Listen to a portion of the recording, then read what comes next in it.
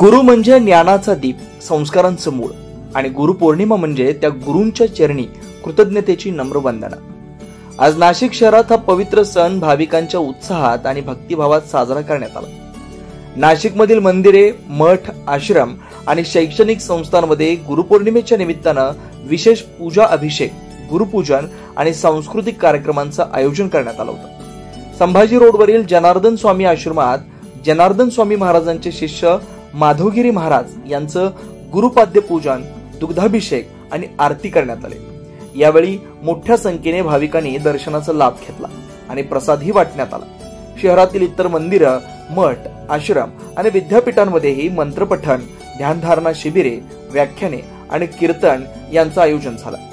विद्यार्थ्यांनी आपल्या गुरु म्हणजे शिक्षकांना फुलं, भेटवस्तू आणि नतमस्तक वंदन करून गुरुपौर्णिमा साजरी केली आणि त्यांच्या प्रती आदरभावना व्यक्त केली।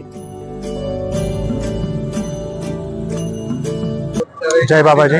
मी द्वितीय वर्ष BMS विद्यार्थी।